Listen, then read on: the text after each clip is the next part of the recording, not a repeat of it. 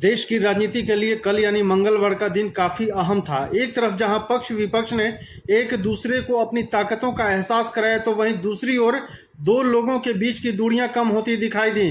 दरअसल भाजपा के नेतृत्व वाले एनडीए की बैठक में अन्य दलों के साथ लोजपा के दोनों ही धड़े यानी चिराग पासवान और उनके चाचा पशुपति पारस शामिल हुए थे। बैठक के दौरान जब चिराग पासवान ने चाचा पारस को देखा तो तुरंत उनके पैर छू लिए।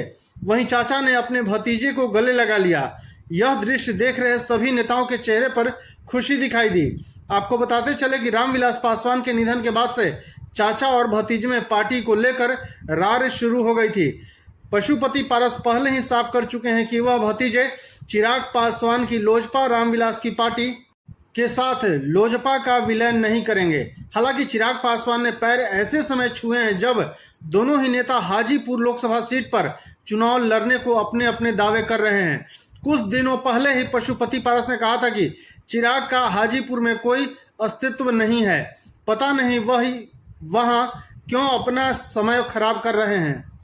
ऐसे में अब देखना दिलचस्प होगा कि क्या दोनों नेताओं के बीच सुलह हो जाएगी। गौरतलब है कि बेंगलुरु में कल विपक्ष ने बैठक कर अगले साल होने वाले लोकसभा चुनाव का एजेंडा तय किया, तो दूसरी तरफ 38 दलों के साथ एनडीए ने भी विपक्ष को टक्कर देने का संदेश दिया। इस बीच चिराग पासवान ने चाचा का ही दिल नहीं जीता, बल्कि प्रधानमंत्री नरेंद्र मोदी ने भी उन्हें गले लगा लिया। इसका वीडियो चिराग पासवान ने खुद ट्विटर पर शेयर किया है। हालांकि चिराग पासवान ने मंगलवार को हाजीपुर पर अपना दावा जताया, साथ ही अपने चाचा के बयान पर कहा कि हाजीपुर मेरे पिता रामविलास पासवान का गढ़ है और जिम्मेदारी संभालना मेरा कर्तव्य है। इस पर चिराग पासवान पर पलटवार करते हुए पशुपति पारस ने भी इस सीट पर अपना दावा किया। इससे पहले भी प्रधानमंत्री नरेंद्र मोदी की सरकार के मंत्री पारस अपने भतीजे पर कई बार तंज कस चुके हैं। उन्होंने सवाल उठाया था कि ऐसा क्या था कि जब आपके पिता जीवित थे तो आपको जमुई से चुनाव लड़ने के लिए कहा गया था, हाजीपुर से नहीं। आपको बताते चले कि एनडीए की बैठक से पहले पारस के नेतृत्व वाले गुट ने कहा था कि एनडीए में चिराग पासवान का विरोध नहीं करेंगे, लेकिन वे उनका स्वागत भी नहीं करेंगे। हालांकि अब पासवान ने सुलह पर जोर दिया है। उन्होंने कहा कि वे दोनों अब एनडीए का हिस्सा हैं और उन्हें अब आगामी चुनाव जीतने पर ध्यान केंद्रित करना चाहिए।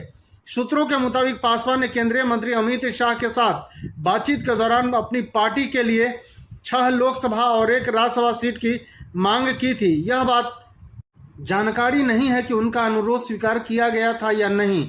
वहीं मीडिया रिपोर्ट के मुताबिक अपने चाचा के साथ सुलह की संभावना के बारे में पूछे जाने पर चिराग पासवान ने कहा कि पशुपति पारस उनके लिए पिता की तरह हैं, लेकिन उन्होंने पारस की टिप्पणियों का उल्लेख करते हुए कहा कि इससे मुझे दुख हुआ। धन्यवाद।